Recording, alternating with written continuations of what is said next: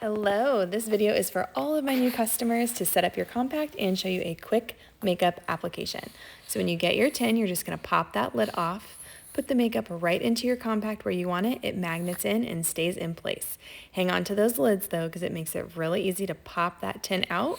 When it's empty, just pop it out, change it in for a new one, or if you need to change up your compact, you can do that too.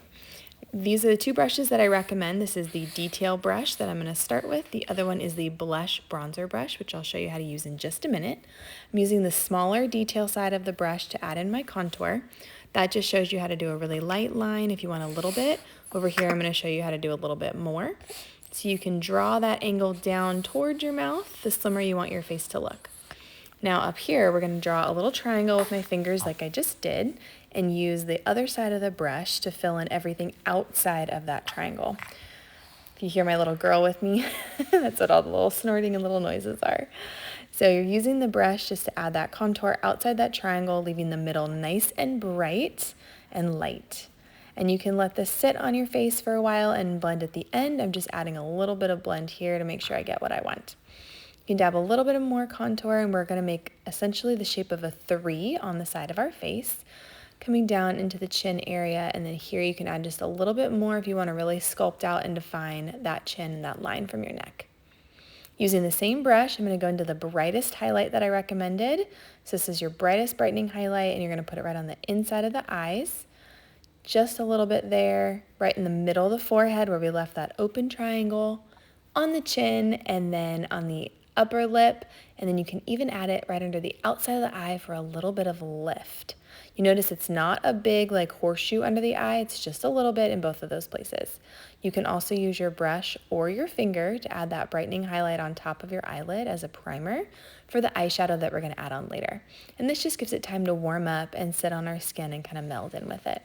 So now that we did our contour and our brightening highlight, we're going to fill in the rest with that main color. This is the one that's the closest to the color of your skin tone. It may not be an absolute perfect match because we're going to blend, but that's going to be the one that's the most similar to your skin. Fill that in all those little areas. You can even do around the nose. If you feel like you need to blend your colors, you can just dot them in like that and then blend them together. So it's completely customizable to you. This is the blush bronzer brush, and the reason I love this one is the smaller end that I'm using here is perfect for blending. So it's a little bit sped up, but I'm using a tapping motion and a little bit of swirling right there on my cheek. I find that it's better for most people to start to use kind of a pressing motion like I'm using here.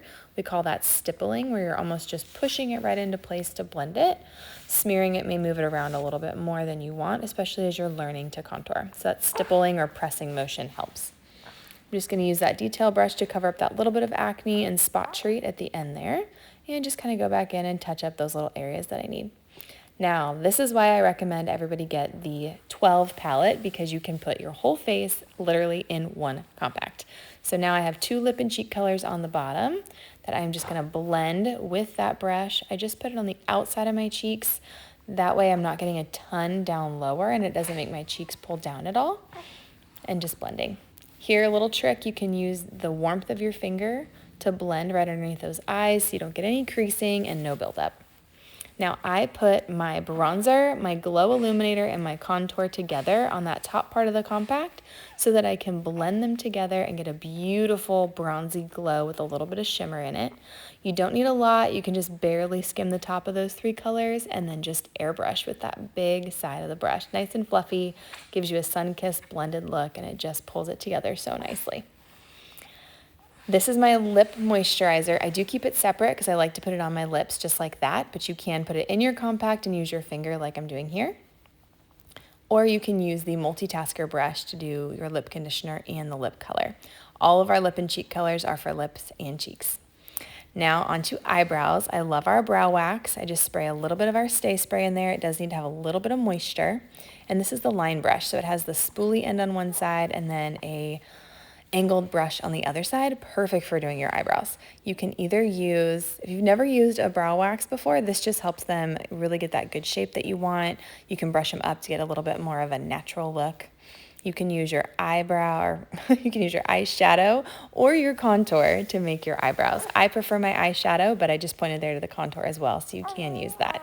If your contour color isn't a perfect match for your eyebrows and you want to use contour for eyebrows, let me know and I can help you pick just the right color for that. Your contour and your eyebrow color might be a little bit different just depending on your skin tone and your hairline, so you may need 2 contours in your palette. So I am just drawing a line along the bottom of my eyebrows and then shaping that tail, adding some little upward strokes for my brow there, and then shaping that curve right at the end. And they don't have to be perfect, they just need to look similar. They are sisters, not twins. So one brush, double-ended to make those brows look perfect. And then I probably recommended a handful of eyeshadows to you. I just used my finger there to go ahead and warm that eyeshadow up again, or that main color highlight. This is just a natural neutral color that I'm putting on, a little bit of a shimmer. I like to have a neutral base layer.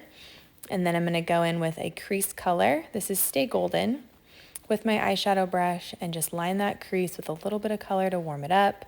This makes my eyes look bigger and brighter. I'm not a huge, crazy eyeshadow person. I like something that looks more natural, so these are the colors that I tend to gravitate towards, more like golds and pinks and some light shimmers. But if you want to stop there, you absolutely can, or you can add more. It's up to you. Everything in one compact. You can spray this Stay Spray on your face like I just showed, or you can put it on the blending brush and just tap it into the areas that you need, making sure that it's nice and blended. Cream is different for a lot of people, so I do recommend getting this blender to begin with so that you get used to how cream really blends and moves on your skin. I hope that was helpful. If you have any questions, please reach out to me and let me know. I hope you love your new makeup.